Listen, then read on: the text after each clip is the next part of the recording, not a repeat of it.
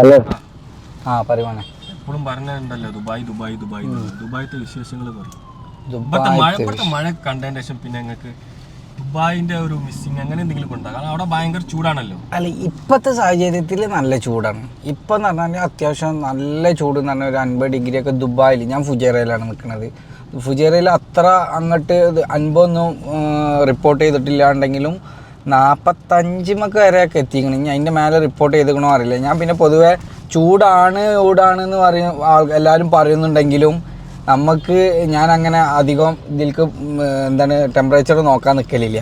പിന്നെ ഒന്നാമത് നമ്മൾ ഈ ഓഫീസിൽ ഇരിക്കുന്നത് സത്യം പറയാനുണ്ടല്ലോ, അൽഹംദുലില്ലാ പടച്ചോനോട് 1000 തവണ സ്തുതിക്കണം. കാരണം ഈ ചൂടത്ത് നമുക്ക് എസിൻ്റെ ഉള്ളിൽ ഇരിക്കുന്ന പണിയാണ് കിട്ടിയിരിക്കുന്നത്. അത് അൽഹംദുലില്ലാ അള്ളാഹിനോട് നമ്മൾ സ്തുതിക്കുന്ന വേണം. പാവങ്ങളാടാ ഒരുപാട് ആൾക്കാരുണ്ട്. ഒരുപാട് ആൾക്കാരുണ്ട് പാവങ്ങൾ. ഇവിടുന്ന് നമ്മൾ അതിപ്പോൾ ഏത് പ്രവാസികൾ, അത് നമ്മളെ നാട്ടുകാരെന്നല്ല, ഇപ്പോൾ പാകിസ്ഥാനികളായിക്കോട്ടെ വേറെ ഏത് രാജ്യക്കാരായിക്കോട്ടെ. പിന്നെ നമ്മളത് എന്താ ഇത്ര ത്രൂ ഔട്ട് നല്ല ഇതെന്ന് പറയാൻ കാരണം എന്താ വെച്ചാൽ നമ്മളാണ് അധികം നമ്മളെ ആൾക്കാരാണ് കഷ്ടപ്പാടുകൊണ്ട് ബുദ്ധിമുട്ട് ഒരു ജീവിതം കുറച്ചൊരു നല്ല രീതിയിൽ ജീവിക്കട്ടെ എന്ന് വിചാരിച്ചിട്ട് പോണത്. അത് അവർ ജീവിക്കണില്ല. അതാണ് ഇതിലുള്ള വലിയൊരു ഹൈലൈറ്റ്. അവരെ കുടുംബം നല്ല രീതിയിലായിരിക്കും ജീവിക്കേണ്ടത്. അതിന് വേണ്ടി അവർ സാക്രിഫൈസ് ചെയ്യും. ഒരുപാട് ആൾക്കാർ, ഒരുപാട് എന്ന് പറഞ്ഞാൽ 90% ആൾക്കാരും സാക്രിഫൈസ് ചെയ്യും. ദുബായിൽ പോയി കഴിഞ്ഞാൽ മല മറിക്കാം എന്നൊക്കെ പറയുമെങ്കിലും സംഭവം ഉണ്ട് കേട്ടോ. 100ൽ ഒരാളെ ആ ഒരു കാറ്റഗറി പോയിട്ടുള്ളൂ. എൻ്റെ ഒരു കാൽക്കുലേഷനിൽ നമ്മൾ ഒന്നും ഇല്ലാത്തോടത്തുനിന്ന് ദുബായിക്ക് ജോലി കിട്ടി ജോലി തപ്പി പോണ ആൾക്കാരുടെ അവസ്ഥ പറയുന്നത്. സത്യം പറയുകയാണെങ്കിൽ അവിടെ എത്തിക്കഴിഞ്ഞാൽ ഒരു നസീബാണ്. നമ്മൾ കേച്ചിലാവാതിരിക്കലും നമ്മൾ ത്രൂ ഔട്ട് പോണതും ഒക്കെ ഒരു നസീബാണ്.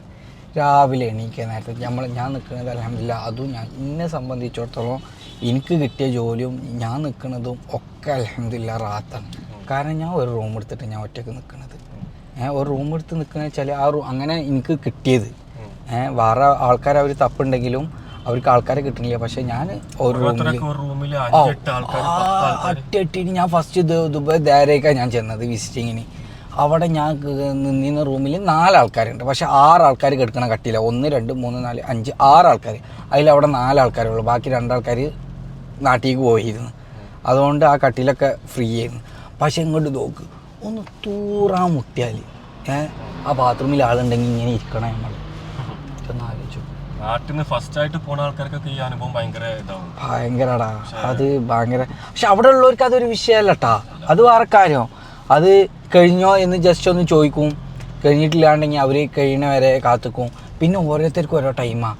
രാവിലെ ഓഫീസിൽ പോകാനുള്ള സമയത്തിനനുസരിച്ച് നേരത്തെ കുളിച്ച് അരമണിക്കൂർ അവർക്ക് ബാത്റൂം യൂസ് ചെയ്യാനുള്ള ഒരു സിസ്റ്റമാണ്. അതായത് എനിക്ക് 8 മണിക്ക് ഓഫീസിൽ പോകാണ്ടുണ്ടെങ്കിൽ ആ ബാക്കിയുള്ള റൂമിലത്തെ ആൾക്കാരുടെ ടൈമും കണക്കാക്കിയിട്ട് എനിക്കൊരു ടൈം തരും. ആ ടൈം നോക്കിയിട്ടാണ് ഞാൻ കുളിച്ചുകൊണ്ട് ഞാൻ ഓഫീസിൽ പോവുക. അങ്ങനെയാണ് ഞാൻ അവിടെ കണ്ടിട്ടുള്ളത് കേട്ടോ. ബാക്കിയുള്ളവർക്ക് എങ്ങനെയാണെന്ന് എനിക്കറിയില്ല.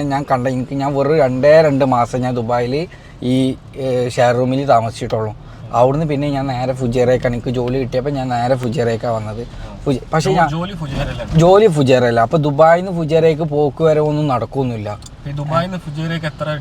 ശരിക്കും നമ്മൾ ബസ്സിൽ ഞാൻ നെയ്ഫ് എന്ന് പറഞ്ഞ സ്ഥലത്തായിരുന്നു. നെയ്ഫിൽ നിന്ന് യൂണിയൻ മെട്രോ സ്റ്റേഷനിക്ക് വെറും 10 മിനിറ്റ് നടക്കാനുള്ളൂ. വെറും 10 മിനിറ്റ്. ഈ 10 മിനിറ്റ് നടന്നു കഴിഞ്ഞാൽ ഫുജൈറയ്ക്ക് 1.5 മണിക്കൂർ ഇടവിട്ടിട്ടാണ് ബസ് ഉള്ളത്. 1.5 മണിക്കൂർ ഇടവിട്ടിട്ട്. ഇപ്പം കഴിഞ്ഞ പെരുന്നാളിന് ഞാൻ അവിടുന്ന് ഫുജൈറയിൽ നിന്ന് ഇവിടെയല്ല നമ്മളെ ആൾക്കാർ മൊത്തം ഉള്ളത്. അപ്പോൾ അവിടുന്ന് ഞാൻ ഇങ്ങോട്ട് പോകുന്നിരുന്നു. അപ്പോൾ 1/2 മണിക്കൂർ കൂടുമ്പോൾ ബസ് ഉണ്ടായിരുന്നു. അതായത് ഒറ്റ ബസ്സാണ്. നമ്മളതിൽ കയറിയിരുന്ന നേരെ ഫുജൈറ ടൗണിൽ കൊണ്ടേ ഇറക്കും. അതിൽ പിന്നെ നമുക്ക് വേറെ എവിടെ കയറാൻ ഇറങ്ങേണ്ട ആവശ്യങ്ങളൊന്നുമില്ല. സ്റ്റോപ്പുകളുണ്ട്, ലിമിറ്റഡ് സ്റ്റോപ്പ്. നമ്മളെ പഠിത്തമായിട്ട് തന്നെ ലിമിറ്റഡ് സ്റ്റോപ്പുകളാണ്. അങ്ങനെ ഫുഡിന്റെ കാര്യങ്ങളൊക്കെ എങ്ങനെ? ഇവിടുന്ന് ആദ്യമായിട്ട് അങ്ങോട്ട് പോകുന്നവർക്കൊക്കെ ഫുഡ് സത്യം ചോദിക്കാൻ കാരണം ഇപ്പൊ പോയ മാതിരിയല്ലേ നല്ല മെലിഞ്ഞിക്കണെന്ന് വെച്ചാല് അത് ഞാൻ മെലിഞ്ഞ കാരണം കൊണ്ട് ഞാൻ എന്താ പട്ടിണി കയറുന്നിട്ടോ ഒന്നല്ല. എനിക്ക് വെയ്യാതായിട്ട് ഞാൻ മെലിഞ്ഞതാ. കാരണം എന്താ വെച്ചാല് യൂറിക് ആസിഡ് ഈ യൂറിക് ആസിഡ് എനിക്ക് ഞാൻ ഇവിടുന്ന് പോകുമ്പോൾ തന്നെ എനിക്ക് 10.4 ഉണ്ടായിരുന്നു. ഈ 10.4 ഞാൻ ഇവിടുന്ന് പോയിട്ട് എനിക്ക് അന്ന് വലിയ വേദന ഒന്നും ഉണ്ടായിരുന്നില്ല. പക്ഷെ പോയതിന് ശേഷം ഞാൻ അവിടെ പോയിട്ട് ചെമ്മീൻ തിന്നു, ചെമ്മീൻ പൊരിച്ചത്. അവിടെ റൂമിൽ ഞാൻ നിന്നിരുന്ന, ഞാൻ പറഞ്ഞില്ലേ ധാരയിൽ നിന്ന്, അവിടെ കുറച്ച് പ്രായമുള്ള ആൾക്കാർ, അവർക്കൊക്കെ മീനേ പറ്റുള്ളൂ.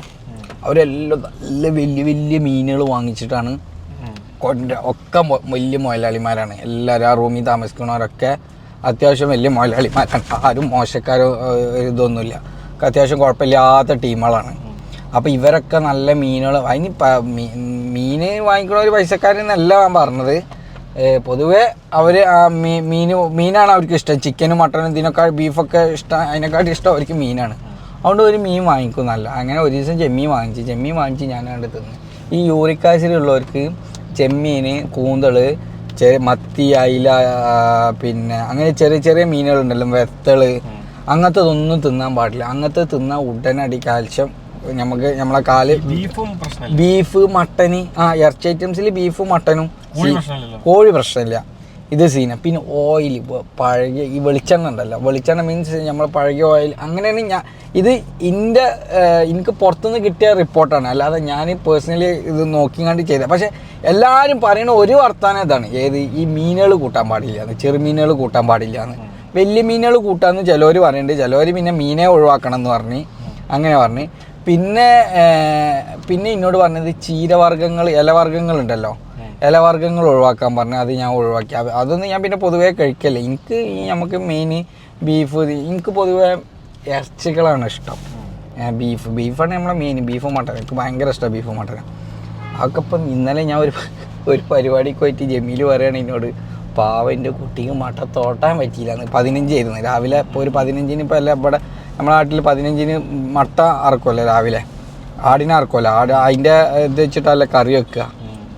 അപ്പോൾ ഒരു ടേസ്റ്റിന് വേണ്ടി ഒരു കഷ്ടം തോന്നും, അല്ലാതെ. അതായത് ഇപ്പൊ ഒരാള് ആദ്യമായിട്ടൊന്ന് ദുബായിൽ പോവാൻ തീരുമാനിച്ച് ജോലി തപ്പാൻ വിസിറ്റിങ്ങിന് പോയി, ഓന് നേരിടുന്ന കുറച്ച് പ്രശ്നങ്ങൾ എന്താണ് എൻ്റെ ഒരു അനുഭവത്തിൽ നേരിടാൻ എൻ്റെ ഒരു അഭിപ്രായത്തിൽ ഞാൻ കറക്റ്റ് പറഞ്ഞുതരാം. ഒരാൾ വിസിറ്റിങ്ങിന് നാട്ടിൽ നിന്ന് കയറി വരാൻ ഒരാൾ ഉദ്ദേശിക്കുന്നുണ്ടെങ്കിൽ മിനിമം മാസം 1000 ദിർഹംസ് വേണം. 1000 ദിർഹംസ് മാസം ദുബായിൽ താമസിക്കാൻ വേണം. ഈ എല്ലാവരും ദുബായിലാണ്, ഒരുവിധ ആൾക്കാരൊക്കെ ദുബായിക്കാണ് വിസിറ്റിംഗ് എടുക്കുക. അബുദാബി, ഫുജൈറ അവിടെയൊക്കെ ഉണ്ടെങ്കിലും ഏറ്റവും കൂടുതൽ ആൾക്കാർ ദുബായിലാണ്. കാരണം ദുബായിലാണ് ഏറ്റവും കൂടുതൽ ഓപ്പർച്യൂണിറ്റി ഓപ്പൺ ആയി കിടക്കുന്നത്. അവിടെയാണ് കൂടുതൽ ഇൻ്റർവ്യൂ നടക്കൽ. ബാക്കിയുള്ളിടത്തൊക്കെ നമ്മൾ റെക്കമെൻഡേഷൻ വഴി പോണതും അവിടെ ഇൻ്റർവ്യൂ നടക്കേണ്ടില്ല എന്നല്ല, ഏറ്റവും കൂടുതൽ അങ്ങനെ എല്ലാവരും ദുബായിക്കാണ് വരിക. കാരണം ദുബായിൽ ഇഷ്ടം പോലെ കമ്പനികളുണ്ട്. അതുകൊണ്ട് എല്ലാവരും ദുബായിൽ വന്നിട്ട് ഇറങ്ങുക.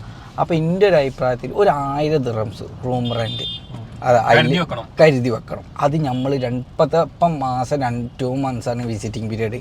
ഈ മാസത്തിന് 1000 വെച്ച് നമ്മുടെ കയ്യിൽ മിനിമം ഒരു 50,000 ദിർഹംസെങ്കിലും വേണം.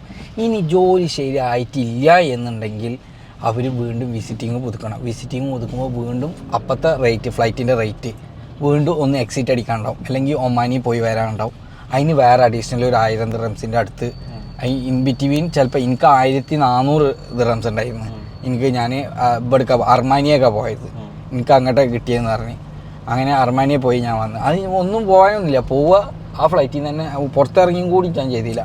അങ്ങനെ ഭക്ഷണങ്ങളൊന്നും ബുദ്ധിമുട്ടൊന്നുമില്ലടാ, ഒക്കെ ചീപ്പാണ്, വളരെ പൈസ കുറഞ്ഞിട്ടാണ് ഫുഡും കാര്യങ്ങളൊക്കെ കിട്ടുക.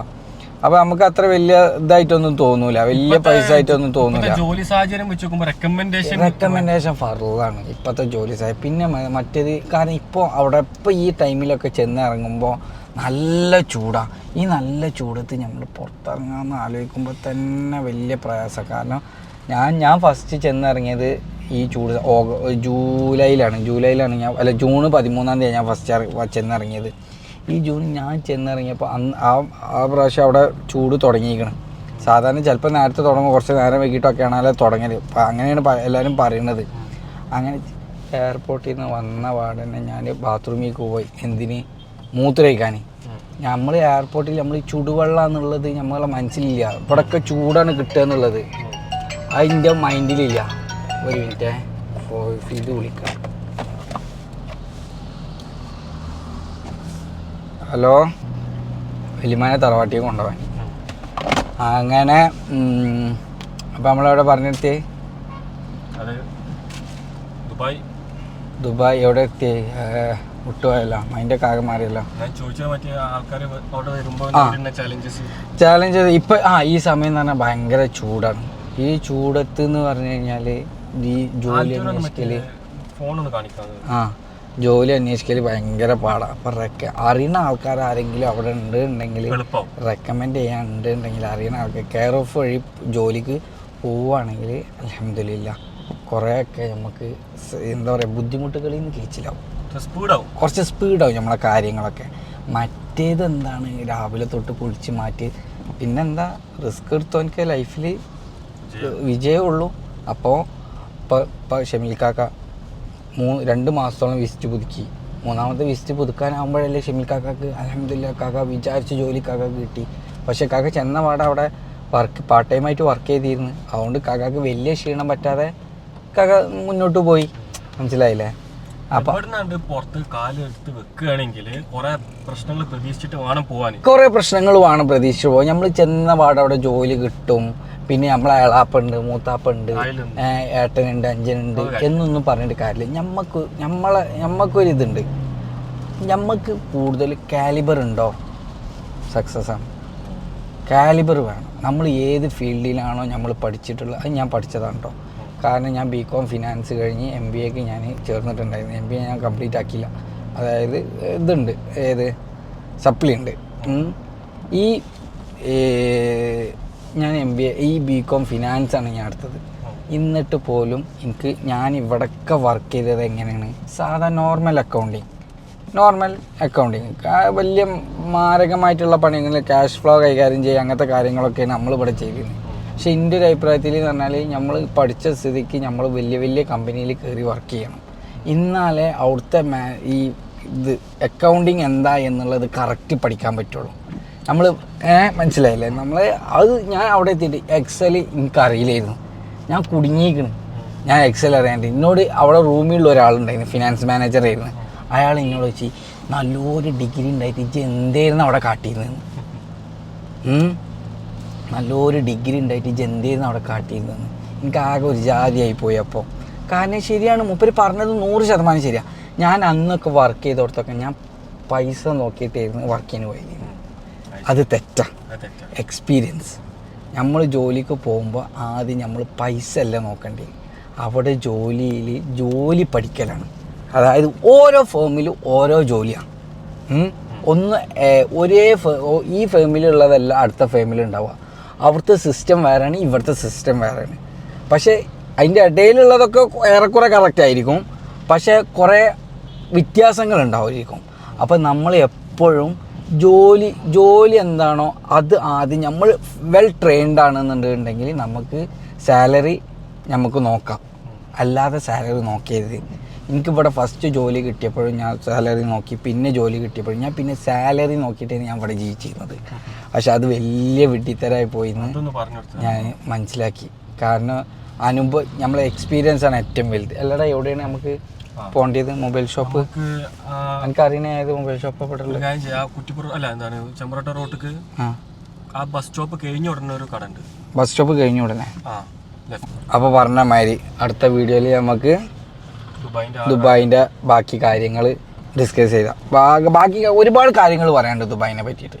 അത് നമ്മൾ അടുത്ത വീഡിയോയിൽ ഇൻഷാ അല്ലാ സെറ്റ്. ഓക്കെ, അപ്പോൾ സബ്സ്ക്രൈബ് ചെയ്യാത്തവർ സബ്സ്ക്രൈബ് ചെയ്യുക, അടിക്കാത്തവർ ബെല്ലട്ട അയക്കുക. ഓക്കെ, അസ്സലാമു അലൈക്കും.